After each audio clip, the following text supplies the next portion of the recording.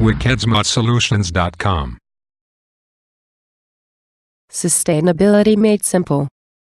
One smarter decision at a time.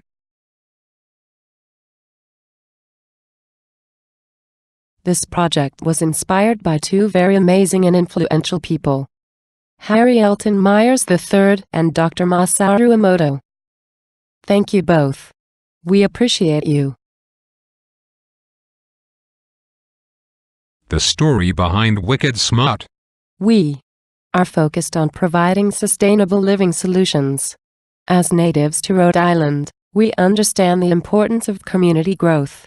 We aim to facilitate movement towards a more positive life for everyone. Each of our solutions are geared towards getting you, the consumer, to those peace-of-mind moments. We are passionate in our mission and will continue to provide quality education and smart technology. Smile, sit back and relax. We've got this. Wickedsmaht Solutions presents Sustainability Watch and Learn series. This DVD includes the following topics: Earthships, rainwater harvesting, structured water, pH balance, juicing, and more. Everyone ready?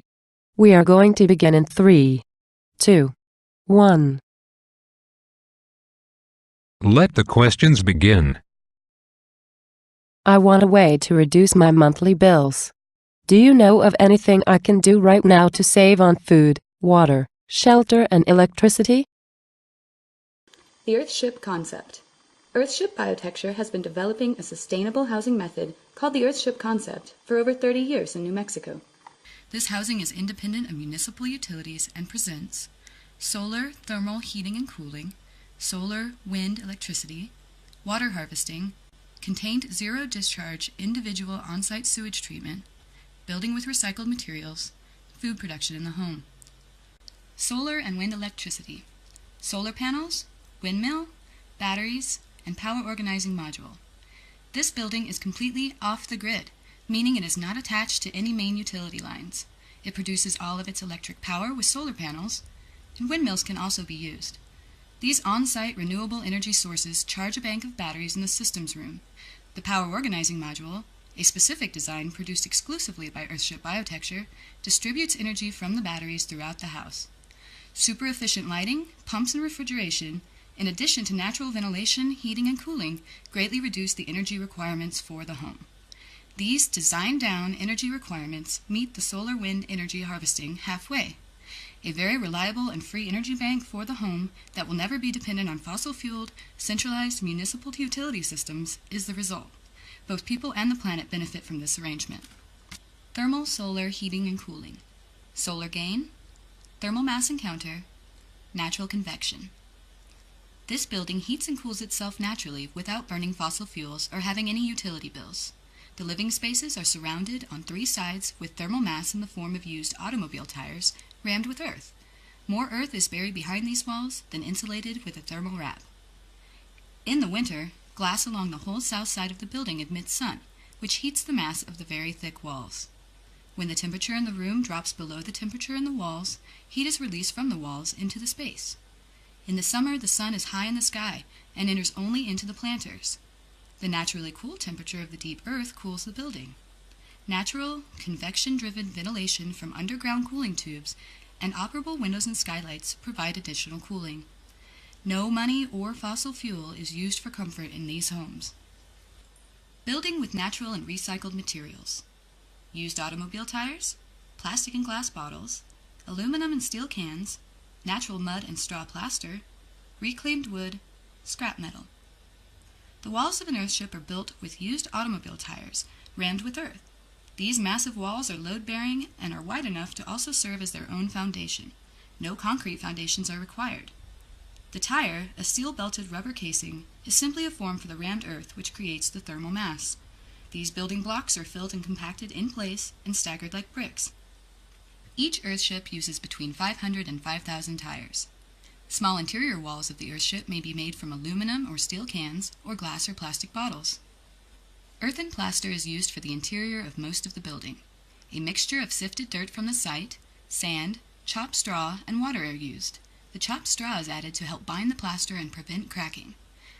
Other earthship projects have incorporated sheep's wool insulation, metal paneling from discarded household appliances, adobe bricks for interior walls, straw bales as insulation for unburied tire walls, reclaimed materials from demolition sites for doors and cabinets, and much more. Local byproducts of modern society are used for housing in an effort to minimize the use of trees, which are becoming precious, and concrete, which is damaging to the environment to produce. Water harvesting. Roof catchment, cisterns, water organizing module, solar hot water heater. Every earthship harvests all its own water from rain and snow that falls from the sky onto the roof. This water is stored in cisterns buried outside the building. The water then gravity feeds a panel called the water organizing module. This unit filters, pressurizes, and pumps the water to fixtures throughout the building and to the solar hot water heater mounted on the roof. An earthship uses all its water 4 times. These water harvesting systems help preserve existing aquifers and reduce the need for centralized municipal water systems. They may be used in climates that get as little as 7 inches of total annual precipitation. An earthship uses all of its water 4 times and treats it on-site in contained sewage treatment planters called botanical cells. Once used gray water from the sinks and shower travels through a particle filter into interior gray water treatment planters. These planters are recirculated by solar pumps. As the gray water travels through the rubber-lined planter, it grows plants, is oxygenated by the plant roots, and cleaned up enough to be used for toilet flushing. A pump panel draws clean gray water from a well at the end of the botanical cell and fills the toilet tank for flushing.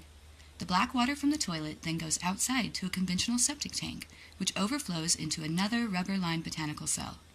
Landscaping plants are grown with used, clean black water instead of fresh water, and groundwater supplies are preserved and protected from contamination. Food production.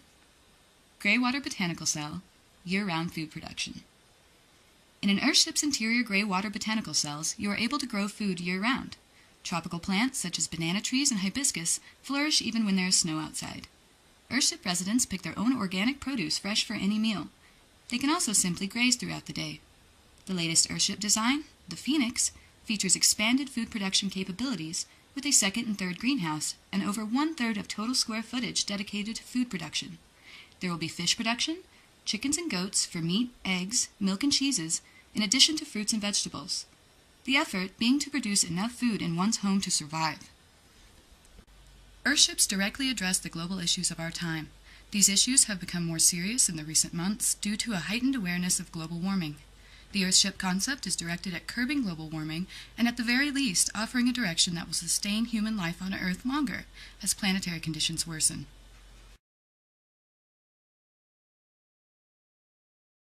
I'm having a hard time visualizing one of these being built.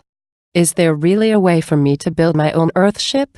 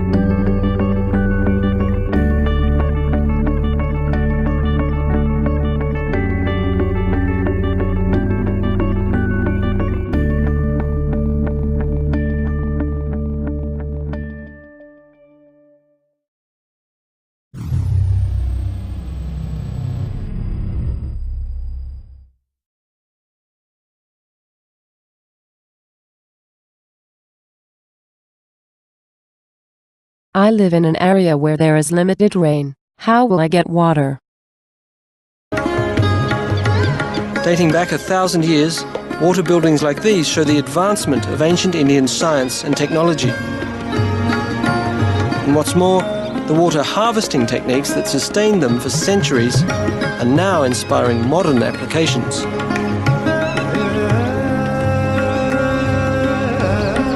One project may just become a role model for others. Laparia is a small farming village some 2 hours' drive from Jaipur, in one of the driest regions of India. In a good year, the 3 monsoon months bring 12 to 35 inches of rain to Laparia, and that's usually enough to provide water for the people, their livestock and their crops all year round.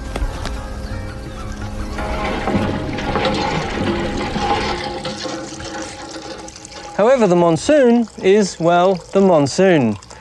In some years it brings 35 inches of rain, in other years only 5. With the population of the area increasing, water shortages become a serious problem. In 1982, a water management crisis inspired a local visionary. He tackled the problem using an ancient yet innovative approach.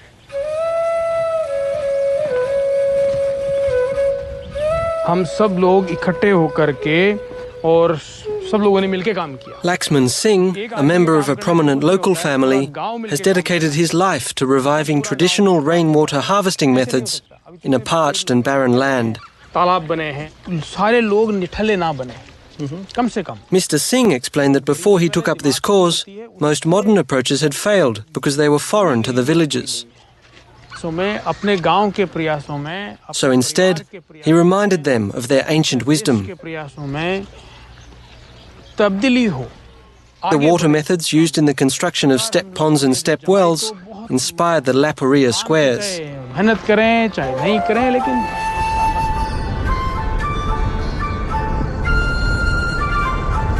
Based on an ancient technique, the starting point is a gentle slope in the landscape. A large patch of the slope is divided into rectangular units of approximately 200 by 400 feet. Each unit is enclosed by dikes along the 3 sides that lie towards the lower part of the gradient. They're called chaukas, meaning squares. This zigzag pattern on the land allows rainwater to enter the square and fill it up. Excess flows into the next square and then onto the next. Runoff flows into a storage pond or tank. Collected water percolates through a soil filter into the groundwater, which is pumped up through the village wells. As Mr. Singh explained the process in more detail, I realised that this low-tech, high-intelligence irrigation strategy manages a limited water supply most efficiently. In fact, Laxman Singh's approach was producing more drinking water as well as sufficient water for their pastures and farmlands.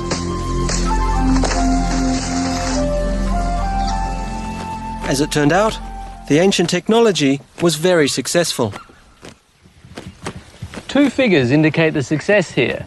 In 1982, the village's largest pond, in local parlance the flower tank, irrigated 50 acres. Now it irrigates 700. That's a 14-fold increase based on what the ancients knew. And what's more, the example set by Laparia can serve not only as a role model for India, but for other arid regions across the planet. I have fluoride and other toxins in my tap water. How can I get them out? Can water be restructured? I hope to show people through my research that water has a memory of its own.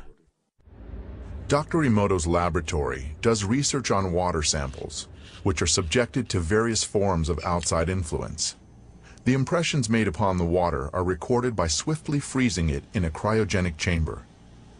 This is what water heated in a microwave oven looks like. This is the effect of a mobile telephone. Somebody said thank you to this water. Excuse me. You disgust me.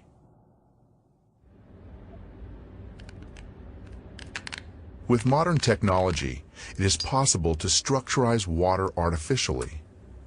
When seeds were grown under laboratory conditions using this kind of water, the soy sprouts had 6 times greater photon radiation than when ordinary water was used. Using structurized water makes vegetables ripen faster and increases the amount of useful microelements and vegetable proteins several-fold.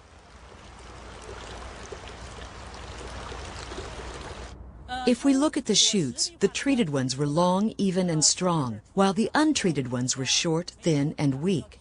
If we look at the plants today, those from the selected seeds have all ripened, but the ones from non-selected seeds have not. We have to say that using structurized water really does affect the growth of vegetables and fruits. For the purposes of irrigation, 20% less of this type of water is needed than when using ordinary water. No fertilizer was added to the soil or the water. The chemical composition remained the same, H2O. The only thing that had changed was its structure. At the present time, scientists can answer the question of how this happens, but science does not yet have an answer to the question of why. Depending on age, a human being is made up of 70 to 90% water. An adult drinks approximately 2.5 liters of water each day in order to sustain his normal life functions. Another 1.5 liters is absorbed through the skin during bathing or showering. Water makes a long and difficult journey before arriving in our homes. It used to be common knowledge that a settlement could only occur where there was a natural source of water.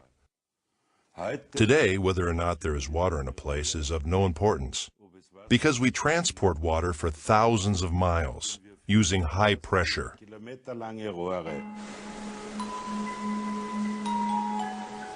In nature, rivers and streams always flow along a smoothly curving course. But any water supply system has multiple right-angle turns.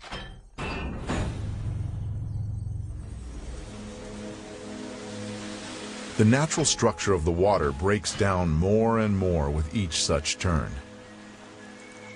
Water from a water supply system which flows into our homes through pipes has various forms, crystals of various forms, but they are all deformed. That is, it may look like this. It can look like this or have these crystals in many other arrangements, but you won't see any symmetry or beauty. I am concerned about my eating habits. What is the benefit of fresh juice? Phil's eating habits were typical of the average American diet. As a percentage of calories, roughly 60% of what we eat is processed and refined foods, 30% animal products, 5% whole grains and white potatoes, and just 5% are fruits and vegetables, the foods which provide most of our micronutrients. Without those micronutrients, our cells are weakened and susceptible to a whole gang of diseases.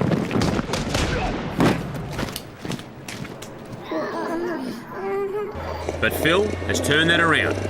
He's taken his fruit and veg intake from 5% up to the maximum 100%. Fruits and vegetables are the delivery system that brings the sun's energy to our cells, giving them the micronutrients they need. The micronutrients not only nourish the cells, they also clean and remove the waste and help them resist all those diseases. And that's why what you eat is so important.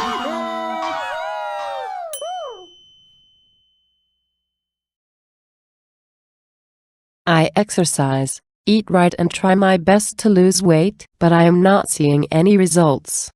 What's up? Well, losing weight is often all about fat grams, carbs, and calories, right? Well, not according to the author of a new diet book. Dr. Robert Young says the secret to permanent weight loss comes down to acid and the pH balance in your blood. He describes his revolutionary plan in his new book, The pH Miracle for Weight Loss. In today's Health Eating segment, Tamara is learning more with Dr. Young now. Tamara? That's right, David. Thank you so much. And Dr. Young is a nutritionist and a microbiologist. Thank you so much for joining us. Hello, Tamara. It's wonderful to be here this morning. Well, you know, your diet is very interesting, I have to say, and it's all based on our pH balance. So what does pH mean for us? Well, pH is a measurement between acid and alkaline. And when you're eating alkaline foods, you're going to be healthy and fit. When you're eating acidic foods, you're going to be sick, tired, and fat. Okay, now you said, how do we test our pH? Well, really easy. pH paper, you just put it in your mouth, and the color should come out green. Okay, can I test mine? You bet. Here's one for you. Okay, and I just put this in my mouth, and then based on the color, it came out green. So that's good? That's good. That's exactly the way you want to be, because the more alkaline you are, the less chance you're going to acquire any sickness or disease or become overweight. When you say the less alkaline we are, so that means in the foods that we eat in our bodies, take in our bodies every day. Exactly, and the liquids that we drink too as well. Oh, really? So not only what we eat, but what we drink, and also our thoughts can make us acidic too as well. All right, well, you know, you've got a list of foods that we should avoid, and we have some that we should eat. Let's get to the alkaline foods that we have on the set, so explain those. Well, we've got sprouts, of course. This is buckwheat sprouts, which is a seed. Quinoa. We've got English cucumber. We have, of course, broccoli, and God's butter, which is avocados. And most folks feel or think that avocados would be fattening. Right. But in reality, it's not fat that makes you fat. It's acid that makes you fat. So you can eat all the avocados you want. Tomatoes, lettuce, greens, even grapefruits, which are low sugar, are actually alkalizing to our bodies, where high sugar fruits can be acidifying. So how does the acid affect our bodies and our weight? Well, you see, if acid is not eliminated through the elimination organs, either through urination or perspiration or respiration, it actually gets parked on your hips, your thighs, your buttocks, your breast, your waistline. So the body has to eliminate these acids. These are waste products from energy production, and if they're not eliminated, they get parked. So fat becomes a protective mechanism to protect us against excess acidity. That's interesting, and because some of the foods, as you just said, with the grapefruit and even with this tomato, in your mind, when you think foods that are acidic, those are the foods that kind of come to mind. But they're actually not. But we're wrong when we say because that. of the low sugar, it's the high sugar fruits that actually make us more acidic, where the body then starts packing on the fat to park the excess acid. Now, some of the foods that you say we should avoid because they're high in acidity are meat, pork, chicken, peanuts, corn, alcohol, coffee, most fruits, eggs, dairy products, yeast, and sugar. That is everything, I guarantee you, everyone watching this segment likes to eat.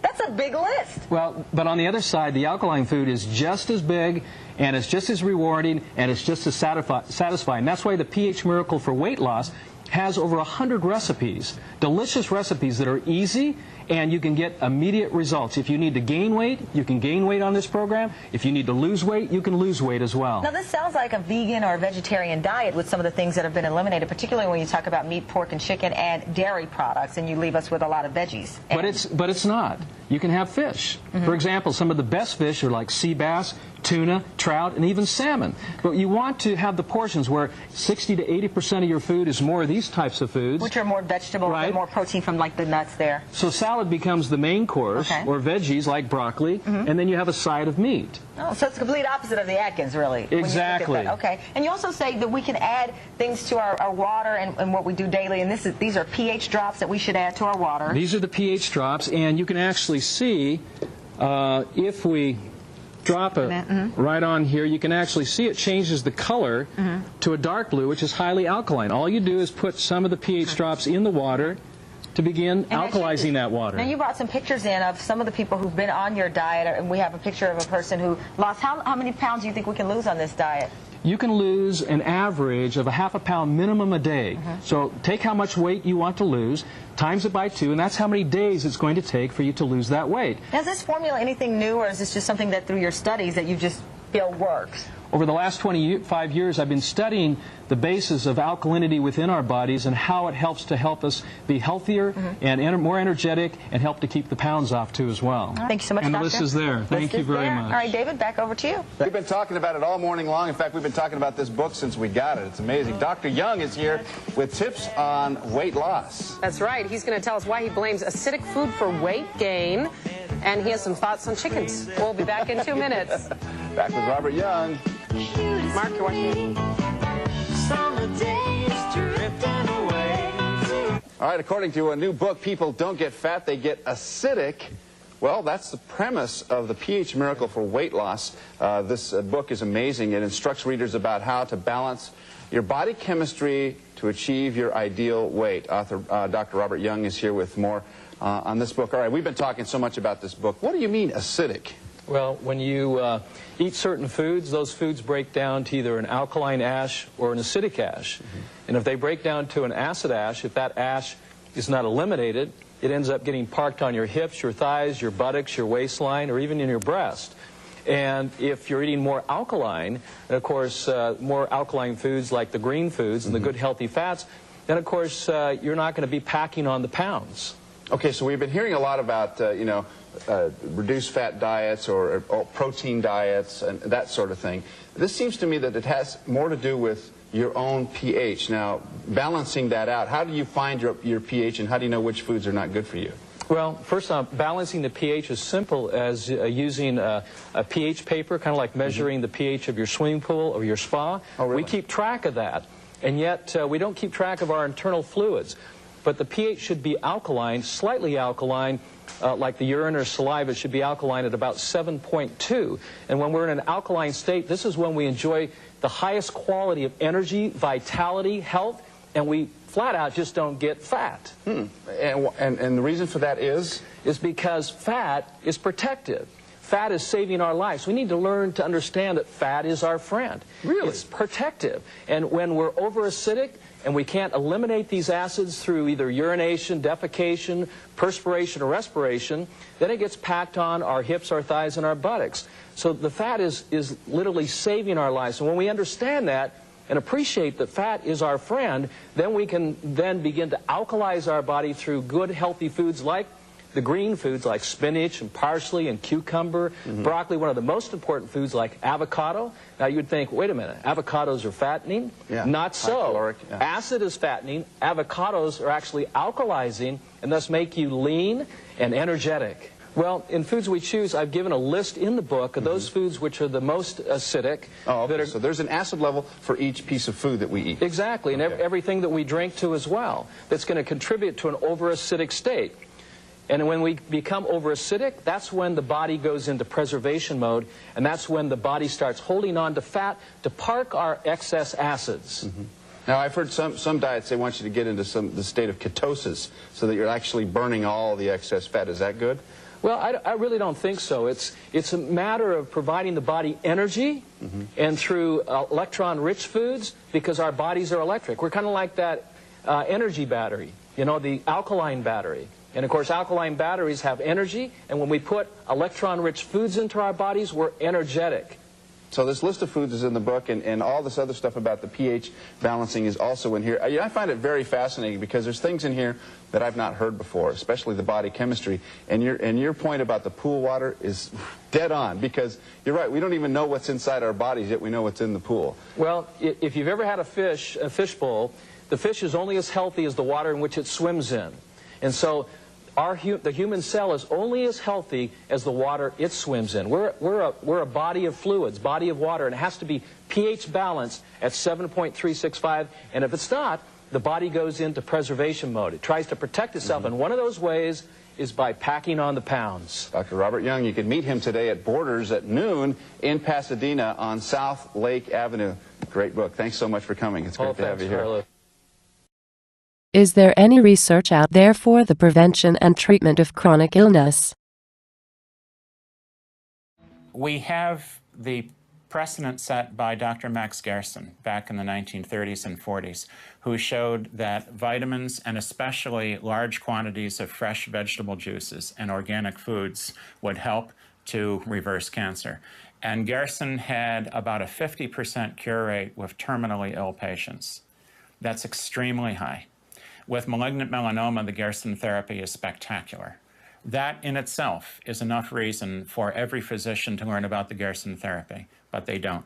Medical school does not talk about these alternatives.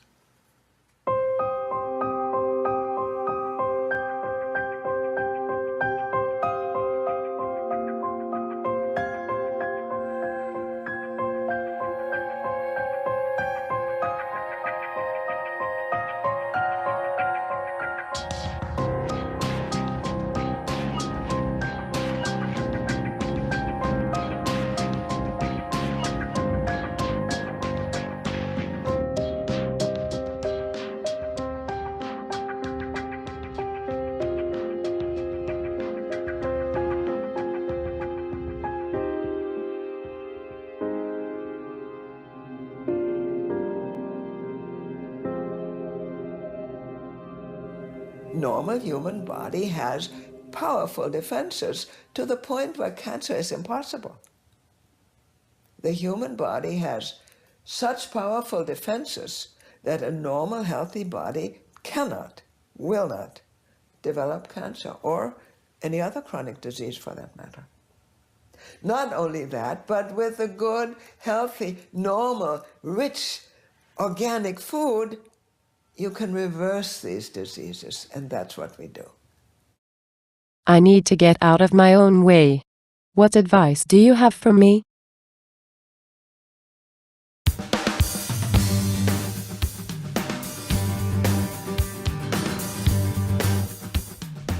Hello out there. Welcome to Horses Know the Way Home. I'm Brian Reed. This is Brenda Lee.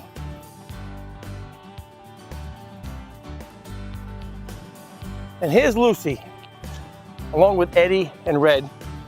This is my little family of teachers who have taught me the true meaning of Horses Know the Way Home. And I'm here to kind of explain it to you, so hopefully that you can get it. And then hopefully you can start applying some of the principles of Horses Know the Way Home, making these changes in your life. I mean, having a life that you're so happy that even when you get unhappy, you know how to find your way back. To being genuine, to being authentic, to being present in this moment. And while I have a tendency to be there more often than not, I love that I have reminders when I'm not there. Reminders help me get me back to the present. And I have an 1,800-pound reminder, and I have a 6-pound reminder. And we're going to use the model of the horse to represent that freedom, that movement forward, that power, and that beauty that through the horse has resonated through mankind since the beginning. Because horses have truly carried us from our homes as a species, has carried the human being to explore new boundaries.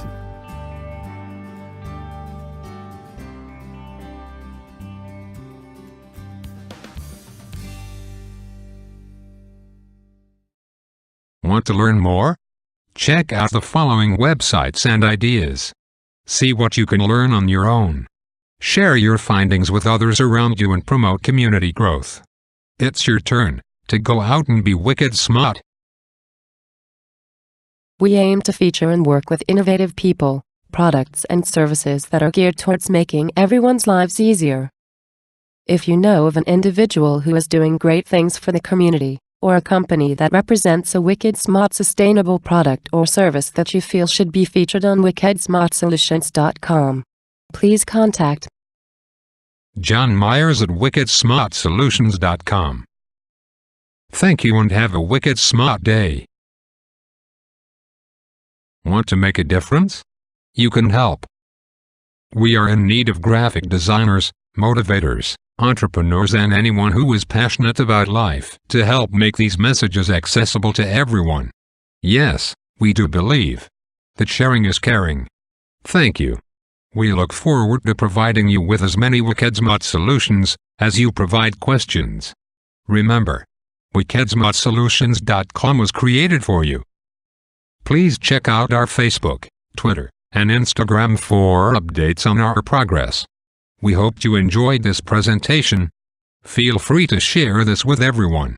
You are more than welcome to contact John personally to discuss anything you feel to be Wickedsmaht. And always remember, here at Wickedsmaht Solutions, we appreciate you.